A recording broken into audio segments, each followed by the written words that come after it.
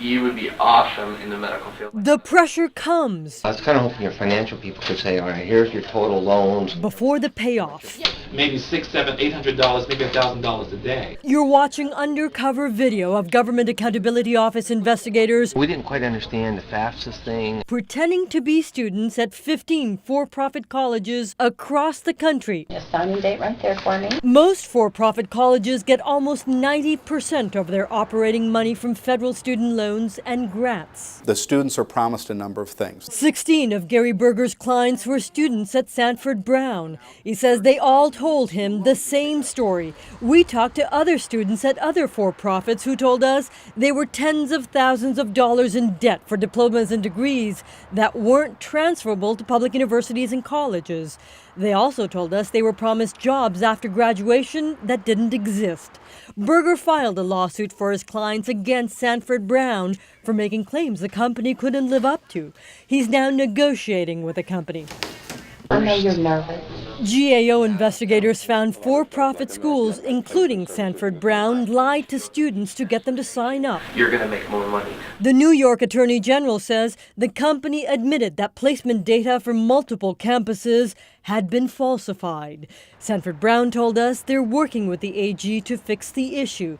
They've already set up new guidelines and hired more staff to help students find jobs. I came there for nursing. The dream died after Zakia Johnson says she enrolled at Sanford Brown. They told us, you're going to have to quit your job because this will take a lot of your time. She's a single mother and the first person in her family to go to college. We never had a doctor for any teachers. We barely had teachers, nobody from that field. She says the anesthesiology lab at the Hazelwood campus was outdated. I was just ripped off. It hurts. She says she took 2 steps back to get an education so I can provide for my children. to take 1 step forward. This is what you get after you spend the money thinking that you're going to go somewhere. She says she's in the hole almost $50,000.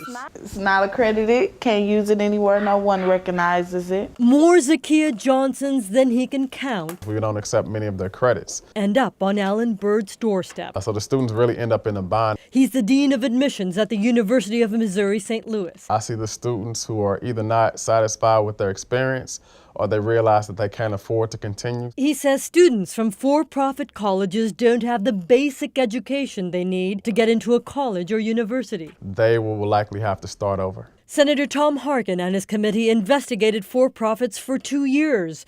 They found more than half the people who go to for-profits don't walk away with a degree or diploma. They don't often find work in their fields. For-profits recruit heavily at military bases and high schools.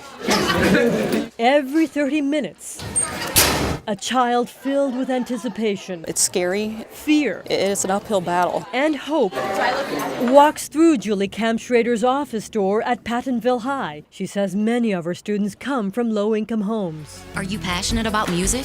They've seen the commercials on TV. Do you dream about being in the business? For-profit colleges market to low-income, first-generation students. She's a high school counselor. She tells her students about grants and student loans they can get at community colleges. So you're talking about the price for a 2-year associate degree at, say, $50,000 to $60,000 versus, say, $5,000. She tells her seniors student loans are full recourse. They don't go away with bankruptcy. You have to pay them back.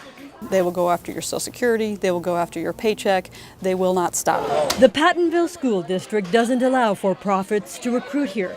Kampschrader says the cost to students is high debt in the long run. Students put off buying homes. They put off getting married.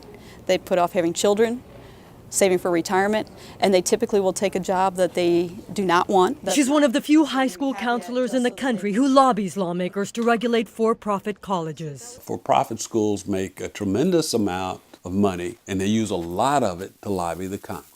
Former St. Louis Mayor Clarence Harmon blew the whistle on Sanford Brown after the company fired him from his job as the president of the Hazelwood campus. I stood up in the meeting and said, if you people continue to do this, you're going to go to jail. He says his former company was driven more by dollars than delivering education. Not once was the issue of student achievement mentioned as a goal. He says he knows why for-profits target low-income students and military veterans. That's where the money is.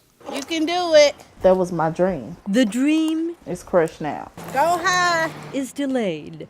It's not dead for Zakia Johnson. She's hoping her story You owe it to yourself. will stop other people from falling for a promise I mean, I'd be on the hook for the 38,000. that may never pay off. I need, Are you real serious about a program? yeah, I am, but I want to see if I get any